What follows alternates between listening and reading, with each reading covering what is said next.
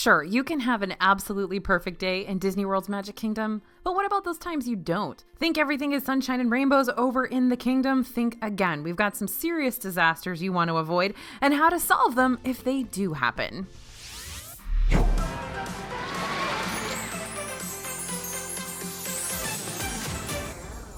Hey everybody, it's AJ for Disney Food Vlog. Now you've spent months or maybe even years planning your perfect Disney World trip.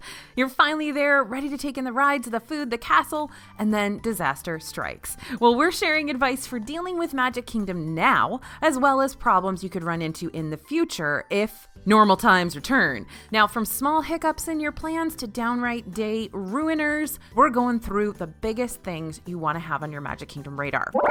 First up, let's cover a few common health issues you could run into the park. These are things that our team mentioned sort of happened on the regular, and those were folks who used to work in the Magic Kingdom and folks who've been there hundreds of times. So first one is mom twisted her ankle walking down Main Street. Believe it or not, a lot of common injuries happen all the time in Magic Kingdom. One big culprit that's even taken down members of our team is Main Street USA, the trolley tracks to be more specific. We see it all the time. Guests are looking at the castle, looking on their phones, or just not paying attention to where they step, and boom, man down. The tracks are set down in the street and are easier than you think to catch an ankle, a stroller wheel, and more. Thankfully, right at the end of the street to your left, just past Casey's Corner, is the First Aid Center for the park. First aid centers are staffed with nurses who are well equipped to handle anything from headaches to much more severe ailments like heat stroke, twisted ankles, and more. If you're unable to walk or make it there safely, just alert a cast member and they'll be happy to call for assistance. All right, now I'm sure more than a few of us have had this happen. Little Timmy had one too many churros before riding Mad Tea Party. Motion sickness and all those Disney World foods we love can be a recipe for disaster. First things first, if someone in your group, or maybe it's you, has what Disney likes to term a protein spill, don't panic. It's actually a lot more common than you think. Alert a cast member and they'll call for help and take steps to isolate the mess and get it cleaned up. Cast members want to help any way they can, and if that means helping the person who doesn't feel so well get a clean change of clothes or a snack to settle their stomach, they should be happy to help. They may also direct you to first aid to get checked out or just to rest for a bit in the air conditioning. All right, our third ailment that we're going to talk about before we move on to other Magic Kingdom disasters is heat stroke. Now, heat stroke is basically when your body starts overheating, which is easy to do when you're walking miles and miles in the hot Florida weather, especially if you aren't used to it. So if you start to feel dizzy or nauseous, your heart rate increases, you start to get a throbbing headache, slow down and find somewhere to cool off. Heat stroke is a serious condition you don't want to disregard, and it does happen in Disney World. We tell you all the time, Disney World fast food locations give out free cups of water. They don't want you dehydrated or coming down with heat stroke in the park, so be sure to use this free option. If heat stroke does happen, alert a cast member immediately. They'll get you out of the heat, typically indoors, possibly get you something to drink, and help get you to first aid. First aid is well stocked with sports drinks to help with this, and they'll likely want to monitor you for a while if your symptoms are mild. If you're in a more serious condition, say heat stroke made you pass out or something life-threatening is happening, a cast member will likely call for EMT services. In this case, an EMT crew will show up to assess the situation and get the individual the care they need. Now keep in mind, first aid isn't just for sprained ankles and more serious issues. They stock many over-the-counter products like Tylenol, Band-Aids, antacids, and more, and they're happy to provide you with anything you need to feel better. If they don't happen to have something you're after, they'll likely direct you to the nearest large gift shop, likely the Emporium, to find a larger variety of OTC meds. All right, next disaster that happens to a lot of folks. You've been waiting in line for Seven Dwarfs Mine Train for an hour and your kid has to go to the bathroom. First of all, been there. It happens. When you gotta go, right? So you have three options here. Get out of line to go to the bathroom and try again later. Not the best option, but certainly a choice you can make. If you've only been in line a short time, this is probably the right choice. Next option, find a bathroom in the line. Now this is very rare, so don't count on this, but some rides with long queue lines do have restrooms in the queue. Flight of Passage in Animal Kingdom has a bathroom mid-queue.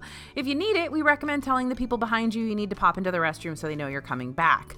You shouldn't move too far in that time and you'll probably be able to get back to your spot. If you have multiple people in your group, then have the others wait in line so you can catch up. Rise of the Resistance in Hollywood Studios has access to a restroom in line, but you need to ask a cast member to take you to it. The cast member will walk you out of the line to the restroom and walk you back to line when it's finished. Now, your third option is to tell a cast member.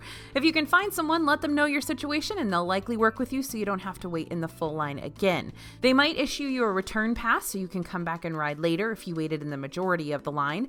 There's no real policy we can figure out about this, but cast members are always willing to help. And if it's very clear that you've already waited in a long line, they may be able to help you get back where you were without having to wait quite so long. And it never hurts to ask. Now, of course, your best bet with this one is preventing it in the first place. Even if you don't have to go, or Timmy doesn't have to go, have everyone in your group take a bathroom break before hopping in line. This is especially important if the line is longer than 30 minutes or so. No one wants to be cross-legged and struggling to hold it in line before they board a ride. It's not going to be a fun ride. Now, you could say if you've got a whole family in line that Dad and Timmy could go out of the line into the bathroom, but sometimes these lines are so twisty-turny and snaky that it's kind of hard to get back to where you were. It'd be really hard to find mom and siblings or the rest of your party after you went to the restroom. So the best thing to do is let a cast member know and see what their advice is. All right, another disaster that happens to way too many people. Way too many people.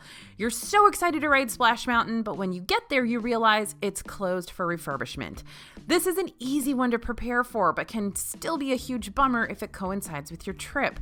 We cover all the refurbishments and construction each week so you can plan around what's going to be closed. Disney tells you when they're going to close these rides. So be sure to subscribe to our newsletter, stay on top of what's open or closed when you visit. And Disney has a whole page for refurbishments on their website, and you can always keep an eye on that. Some closures are easy to work around. It might mean walking a bit further or not getting to ride a ride. Some are more of a pain, like construction on Cinderella Castle. We remember when the hub was being expanded a few years back and the whole area in front of the castle was a hot mess. We ended up walking in circles trying to find a good spot to get a photo of the castle. We certainly weren't the only ones.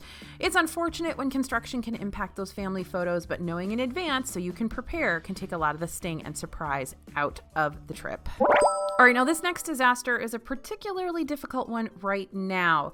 You can't find where the lines start. Due to social distancing, lines are very spaced out, meaning they often extend way beyond the actual queue. When this happens, you can feel lost wandering around wondering what each long line is for and accidentally hop in line for Splash Mountain only to realize you're actually in line for Big Thunder Mountain. It's an easy mistake to make right now. We're in the parks every single day, and trust us, it's still super confusing for us at times. And it's not just rides. Most smaller stores have a dedicated entrance and exit like Memento Mori near Haunted Mansion, but bigger stores like the Emporium have a lot of doors and each is labeled either enter or exit. It can be confusing really fast wondering how to even get in.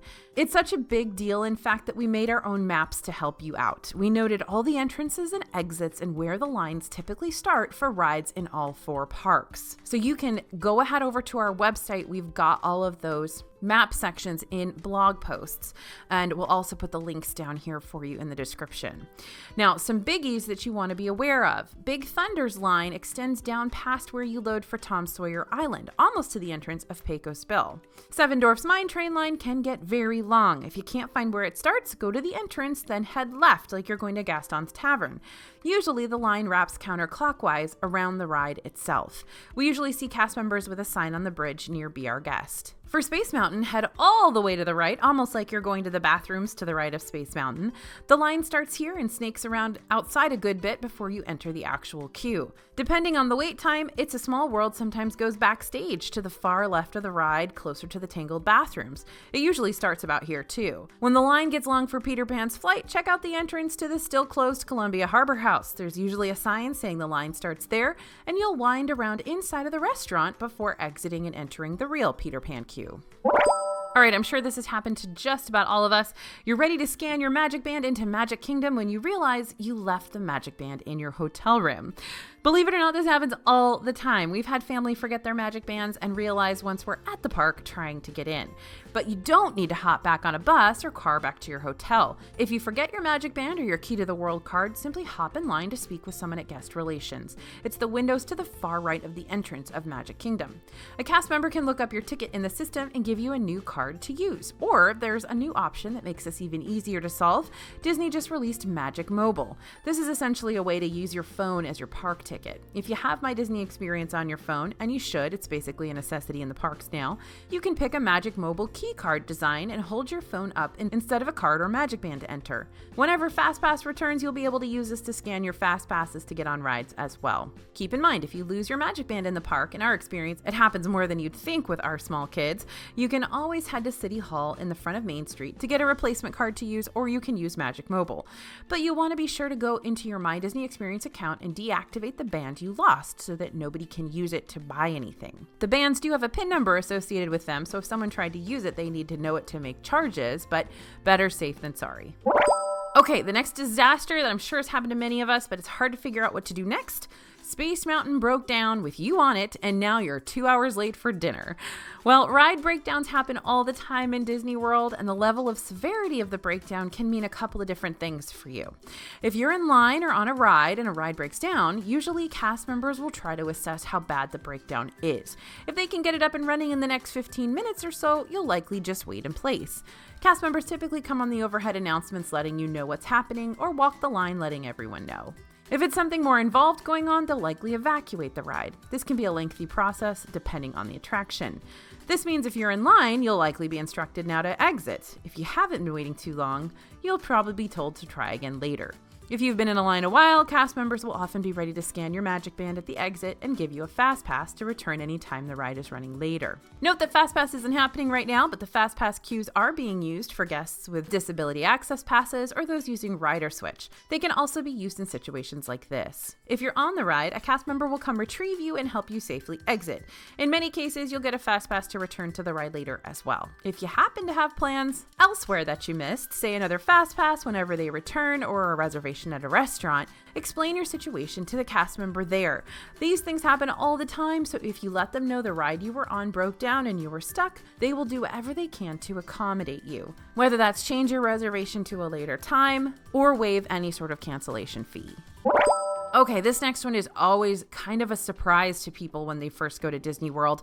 Say you're trying to get to Tomorrowland, but you're stuck waiting for a parade to pass. Well, first things first, keep in mind you're never really trapped in any part of the park. There's usually always a way to navigate out. And these tips will help when there's full-fledged parades happening in the park. For now, cavalcades are running at random times, typically starting near Splash Mountain and ending at the start of Main Street. These are often super short though, lasting just a minute, so they don't tend to clog up getting from A to B the way major parades do. And regarding major parades, Festival of Fantasy typically runs daily at 3 p.m. starting in Frontierland when parades are back. Now, where guests feel like they're stuck during a parade tends to happen in certain parts of Liberty Square, Frontierland, or Adventureland, basically most of the left-hand side of the park where the parade route typically runs. There are a few spots that can be tougher than others to navigate though. And we're going to help you get out of some of those tight areas. In Frontierland, there's a walkway right against the water that, when crowds form, can be difficult to get through.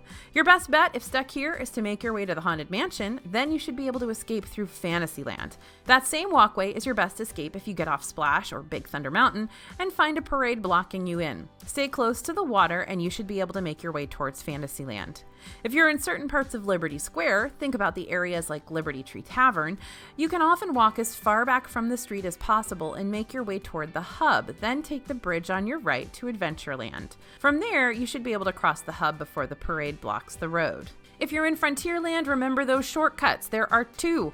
One next to Country Bear Jamboree that crosses over to Aloha Isle in Adventureland, and the other is the walkway halfway through Frontierland that houses bathrooms and opens up in Adventureland near Swiss Family Treehouse. Both of these routes can be used to escape to Adventureland, then cross the street. If you're trying to get down Main Street during a parade, you can still typically make your way through the shops on Main Street to get around the parade. Just be mindful which doors are designated entrances and exits. And also keep in mind that when parades are blocking the road, if you let a cast member know you need to get by, they'll usually do their best to help you. You might have to wait for a break in the parade, but it's best to work with a cast member instead of trying to run across the street yourself. Those are big floats. There's a lot of people in that parade, and things can definitely go downhill fast if you're not kind of minding what's happening out there.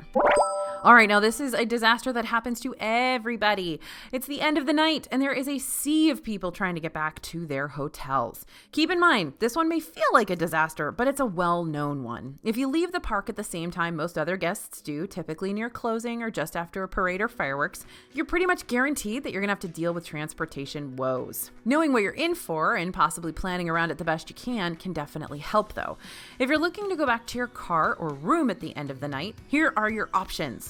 Monorails run to the monorail resort hotels and are intended for resort guests. This is folks staying at the Grand Floridian, Contemporary, and Polynesian, though the monorail isn't currently stopping at the Poly due to construction right now. This route does stop at the Transportation and Ticket Center, though, so if that's where you're parked, you can absolutely take this monorail. The Express monorail runs just to the Ticket Center and back to Magic Kingdom. A lot of guests tend to queue up for this option at the end of the night. The ferry boats are big and do hold a lot of people, but they're slow. At busy times, they typically have 2 running, so you won't wait too long to board, but this is a popular option with guests getting back to the ticket center as well. There are small water taxis directly to the deluxe resorts in the area. This includes the Grand Floridian, the Polynesian, Wilderness Lodge, and Fort Wilderness. These only hold a small number of guests, meaning it can take a number of cycles before you get to board. If you're hoping to take a ride share out of Magic Kingdom, keep in mind these pick up at the Transportation and Ticket Center, not at the Magic Kingdom, so plan accordingly. There are also buses. Buses run directly to every Disney hotel, and a number of non-Disney hotels offer pickup here as well. Don't forget, there's a bus that goes straight from Magic Kingdom to the Transportation and Ticket Center, and not a lot of people know about that one, so it may be your best bet. Keep in mind, if you have plans for dinner at Disney Springs, you won't be able to take a bus from the Magic Kingdom at this time. Your best option here is to take a bus to a hotel and transfer to a bus going to Disney Springs. The most stress-free option is just walking, if it makes sense for where you're trying to go. You can walk to the Contemporary straight from Magic Kingdom. It's a super quick, easy walk. You can grab a bus to Disney Springs from there, or you can get on the monorail and go to the Transportation and Ticket Center. Or you can now take the walkway from Magic Kingdom to the Grand Floridian. This route connects to the Polynesian and ends by the Transportation and Ticket Center. This walk takes about 15 minutes in our experience to get from Magic Kingdom to Grand Floridian.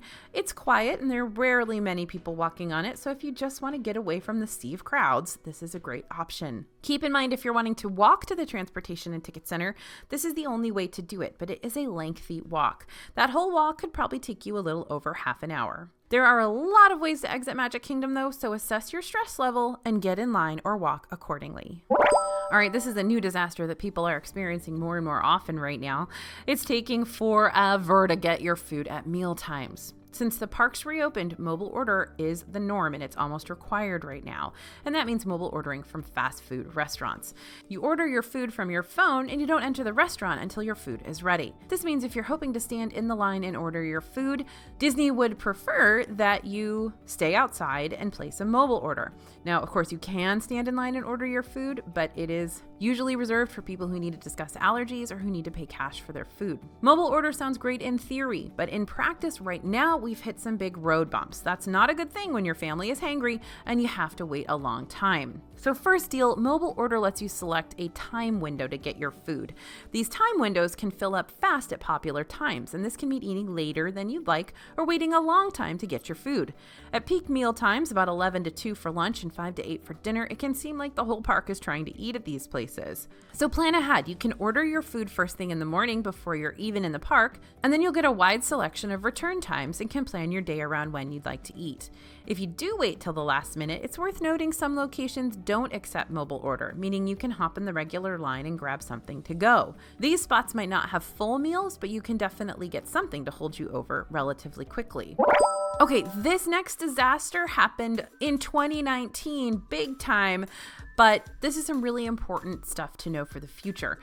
Your special night at Mickey's Not So Scary Halloween Party got rained out. Now in 2020, both Mickey's Not So Scary Halloween Party and Mickey's Very Merry Christmas Party were put on hold, but whenever special ticketed events return, this one's a great tip to remember. What about when you're at one of these events and the weather really doesn't cooperate? It can be a total bummer to feel like you wasted $100 on a ticket and didn't get your value out of it. Well, don't give up hope. If the event is a rain out, they won't cancel the party, but you won't get the full experience. We've definitely seen the special party exclusive parades and fireworks canceled in the past. So if this happens to you, check your My Disney Experience account. We've opened up the app during a rainy party only to find we'd been assigned a rain check voucher. These vouchers basically convert your special event ticket into an extra one-day ticket you can use within 1 year. You also have the option of calling to see if you can convert the ticket into another special event ticket. Say you're still in Disney World and there's another special party that you'd like to attend. We've also been handed this as a voucher card as we've exited the park before.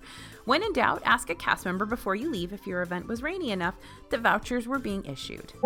Okay, now talk about a serious disaster. You're walking around Fantasyland when you realize your kid isn't with you anymore. The dreaded lost kid. This is the worst. Disney World is actually super familiar with this situation, though. It happens a lot. The biggest thing to do is not panic. Your kid isn't lost in the random grocery store back home. They're in Disney World, and this happens all the time. Talk to your kids before your trip and have a plan if this happens. Explain to smaller kids what cast members look like. You can identify them by their oval name tags, and to go to them if they get lost. Be sure to stay put in the area where you lost your child. When a cast member finds your child, they usually take them to the spot they were lost to see if mom and dad are nearby. If you can attach your phone number to your child, even better. Many brands make adhesive tattoos that you can write your number on so that if your kid is lost, someone can call you to find them. If your kid is old enough to memorize your phone number, practice before you go. Now be sure to let a cast member know immediately what has happened. They can check if your child has been located and will help reconnect you. Remember that in Disney World, kids never get lost, the parents do. At least that's what cast members will tell your kiddo. They do everything they can to not let them get scared and assure them that they can just sit tight until mom and dad aren't lost anymore. If you can't be found in the area they were lost, the cast member will escort them to a location to be reunited, typically the baby care center located between Crystal Palace and Main Street. Older kids can sometimes be taken to City Hall at the front of Main Street. When in doubt, check baby care first. But frankly, whatever cast member you tell will stick with you until you find your child. Whatever happens, making sure you and your child remain calm is key. Cast members are angels and will do everything they can to help get things resolved very quickly. Okay, so what if you head to a restaurant you've been dying to try and there's nothing on the menu you can eat? Ever sat down at a restaurant, scan the menu only to realize there's zero your kid will eat there, or maybe you have a dietary concern and are worried you can't eat something off that menu? Well, Disney is incredibly accommodating with special dietary or picky eater needs. Ask your server what can be done. This is something they hear 20 times a day. If you're on a special diet or you're allergic to an ingredient, they can show you the allergy menu to help make your choices. If necessary, the chef will come out to speak with you and see what they can do. We've seen chefs make special meals just for guests that can't eat off the menu. If you're allergic to a particular ingredient, the chef might be able to modify the recipe for you so you can still eat the food safely. As for those picky kiddos, hey, or maybe it's you, no judgment here, you have options too. Talk to your server. Often they have choices for children not listed on the menu. Your kid is likely not the first picky eater they've encountered. We've had servers hook us up with chicken nuggets and fries or mac and cheese at restaurants where it wasn't on the menu. If you ask, you might be surprised what they can do for you. Also, I always try not to be a pain in the rear end, but if there's something on the menu that I know my kid will eat, or if there's something on the menu I'd like to try, I have been known to ask a server if it's not too much trouble to try that thing or to get a entree-sized portion of that for my child, if that's one of the only things that they want to eat on the menu. Okay, another disaster for caretakers. You got your kid to ride the big roller coaster, but now they're freaking out. We see this one a lot. This happened to me in Disneyland. My 2-year-old wanted to ride Big Thunder Mountain Railroad, and then we realized this was the version with all the dynamite and the fire, and he basically didn't ride another ride for about 3 years after that. So we see this one a lot. Parents want to do it all in Disney World, and if this is their kid's first time riding any given ride, they don't know what to expect. You, the adult, might be able to handle it just fine, but for a kid, they can think they're legitimately dying. Our biggest advice here is to do your research before you go. Sit down with your kids, show them those ride-through videos on YouTube of attractions, and also show them photos ahead of your trip so they know what to expect and if it's something they want to do or not. I know I've told you this before, but my kid really liked cars, and we were thinking that he may be old enough to ride Radiator Springs Racers. Now, I told him there's a part in the ride where there's a loud noise and a bright light, and it's where the truck is honking at you. I just wanted him to be prepared for it, and he decided he wasn't ready to ride because he didn't want to be scared by that. Well, that was probably the right decision. And about a year later, he rode Test Track for the first time, which of course has the same kind of scary truck blaring its horn at you and having that bright light. And he told me to warn him when it was coming up, which I did, and he was fine with it. So you know your kid best, prepare them for the things that might be scary for them specifically, and genuinely ask them if it's something they want to ride, if they're ready for that yet. Now, if your kid isn't ready, then use Disney's Rider Switch service. With this, you'll let a cast member near the entrance know that your child doesn't want to ride, and they'll let an adult stay with the child while other adults ride. They'll typically scan your magic band to set this up. Once they return, the adult that waited will switch and get a turn to ride without waiting in the full line again. And if you have other kids who do want to ride, they may get lucky and be able to ride twice. And Rider Switch can also be used if your child is too small to ride a ride. But be sure to measure your kids before you go in the shoes they plan on wearing. Disney World's website has a list of all the rides with height limits and what they are. So make note ahead of time what rides they can and can't ride so there are no surprises and possibly tears once you're standing at the entrance to the ride. All right, so what if there's a legitimate disaster? So far, all the disasters we listed aren't real disasters in the truest sense of the word, but what if one of those real ones does happen? It's rare, but on occasion, things have happened in Disney World that required the parks or rides to be quickly evacuated. On 9/11, the Magic Kingdom had been open for a few hours by the time the decision to close the park happened. The parks were, at the time, considered in danger, and in an abundance of caution, they evacuated them quickly. Cast members escorted guests off rides and out of lines in restaurants, then formed human chains, slowly walking toward the center of the park. They efficiently and quickly got all the guests out of the park. Guests were given a complimentary one-day pass that day. And a little over a year ago in Disneyland, a small fire broke out backstage, causing a portion of the park to be evacuated. In a similar fashion, cast members united to safely escort guests out of the affected area in Adventureland and to Main Street.